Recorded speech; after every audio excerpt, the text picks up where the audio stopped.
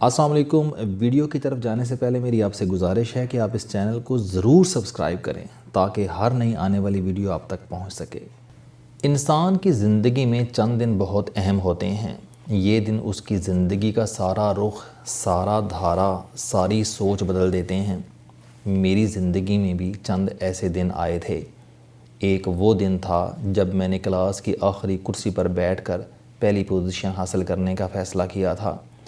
ایک وہ دن تھا جب مجھے معلوم ہوا تھا کہ دنیا انسان سے سارے حق چھین سکتی ہے، لیکن اس سے محنت کرنے، محبت کرنے، اللہ کے حضور توبہ کرنے اور اس سے دعا کرنے کا حق نہیں چھین سکتی۔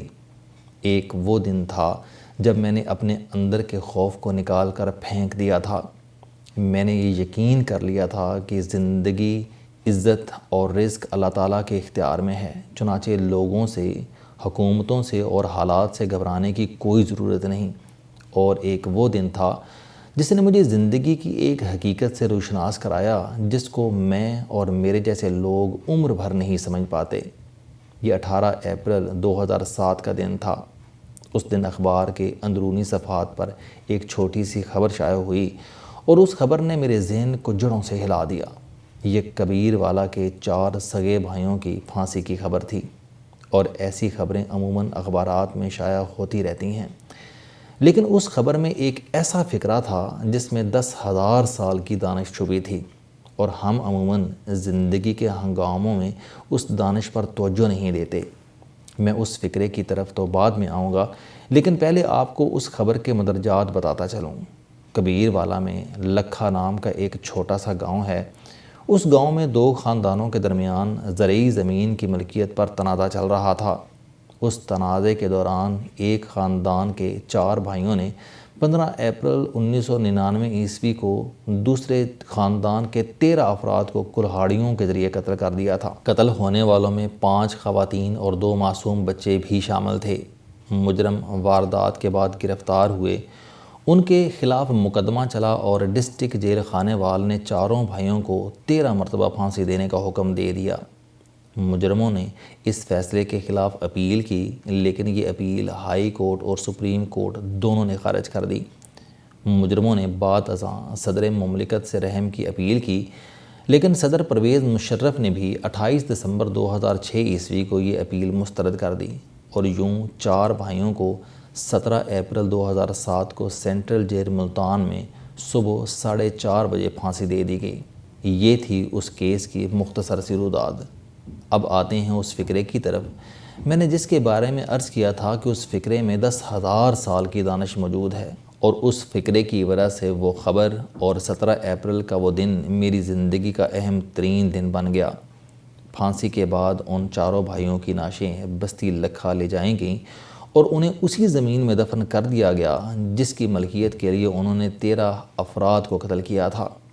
خبر نگار نے خبر کے آخر میں لکھا تھا کہ 4 بھائیوں نے جس زمین کے لیے 13 لوگوں کو قتل کیا وہ بالآخر اسی زمین میں دفن ہو گئے، اور یہ فقرہ تھا جس نے مجھے بتایا کہ دنیا کے کسی انسان کو زمین کے لیے کوئی جرم نہیں کرنا چاہیے، کیونکہ زمین آج تک کسی کی ملکیت نہیں ہوئی۔ ہم لوگ جس زمین، جس جائیداد کو اپنی کہتے ہیں، اس کے 3 بڑے دلچسپ پہلو ہیں۔ اس کا پہلا پہلو بے وفائی ہے۔ دنیا کے تمام مکان، گھر، عمارتیں اور دکانیں 30 سال بعد اپنا مالک یا مکین تبدیل کر لیتی ہیں۔ میرے دادا نے جو مکان بنایا تھا، میرے والد اور چچا اس مکان میں نہیں رہے۔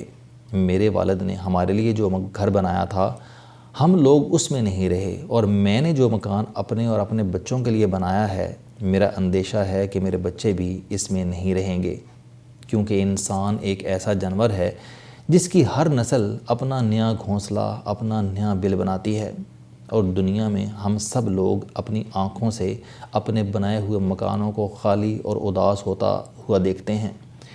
دوسری حقیقت اس سے بھی دلچسپ ہے۔ دنیا میں 100 سال بعد بستیوں اور شہروں کی ساری حیت تبدیل ہو جاتی ہے۔ گاؤں کی جگہ شہر آباد ہو جاتے ہیں اور شہروں کی جگہ بڑے شہر لے لیتے ہیں۔ آپ غور کیجئے کہ دنیا کے تمام قدیم شہر آج اس جگہ نہیں ہیں جس جگہ انہیں آباد کرنے والوں نے آباد کیا تھا۔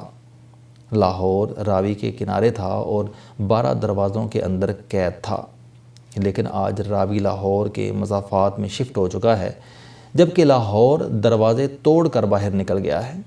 اصل لاہور نئے لاہور کی بنیادوں میں کہیں دفن ہو چکا ہے اور آج اس کی یاد تک تاریخ کے اوراق میں گم ہو چکی ہے۔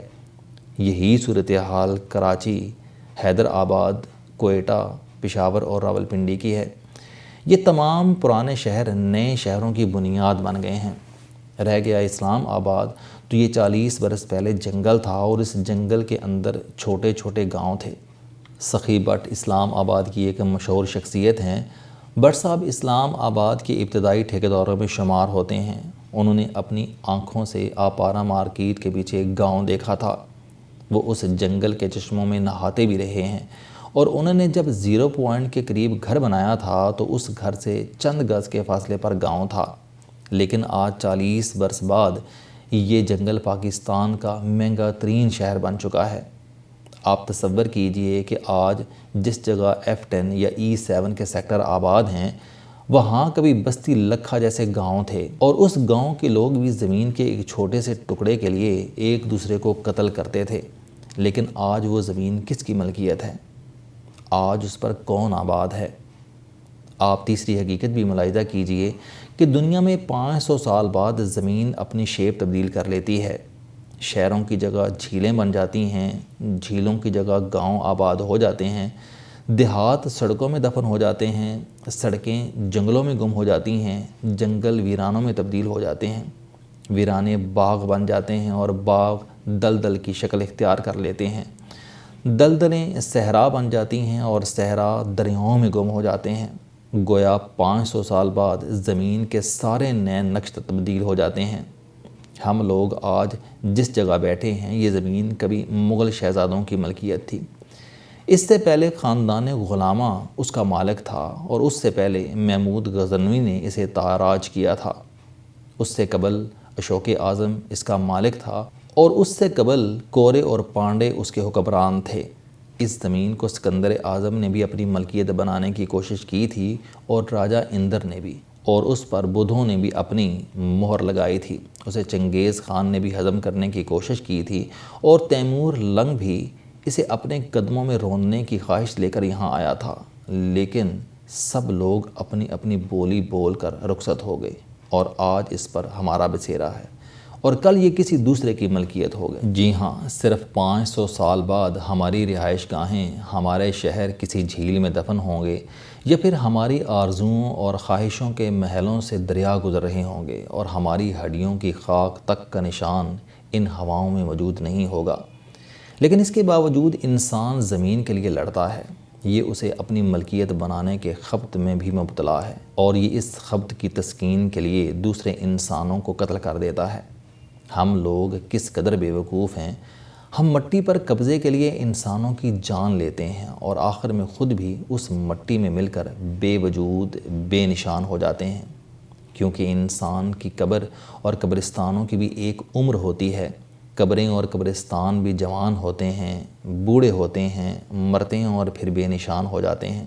ہمیں کیا معلوم کہ ہم کس کی قبر پر آباد ہیں اور ہمارے مکان میں کل کلاں کس کی قبر بنے گی۔ ہم سب مٹی کے وطن سے نکلے ہوئے لوگ ہیں اور ہماری تمام خواہشوں اور آرزوؤں نے بھی ایک دن مٹی میں مل کر ختم ہو جانا ہے اور ہماری خواہشوں کی مٹی بھی کسی دن زمین کے ساتھ اپنی حیت بدل لے گی۔ ہم کسی درخت، کسی پودے کا کلوروفل بن جائیں گے یا پھر کھانسی کا بیکٹیریا بن کر اپنے بعد آنے والوں کی زندگی عذاب کر دیں گے۔ ہم سب اس حقیقت سے واقف ہیں، لیکن کیونکہ ہماری مٹی میں حرص کا عنصر بھی شامل ہے، چنانچہ ہم پوری زندگی زیادہ سے زیادہ مٹی، زیادہ سے زیادہ زمین گھیرنے کی کوشش کرتے ہیں اور اسی کوشش کے دوران کسی دن اس مٹی میں مٹی ہو جاتے ہیں۔ ہم مٹی کے بیٹے کتنے بے وقوف ہیں، ہم اس مٹی کے لیے قتل بھی ہوتے ہیں اور قتل بھی کرتے ہیں اور یہ بھول جاتے ہیں کہ مٹی کبھی کسی کی ملکیت نہیں ہوتی۔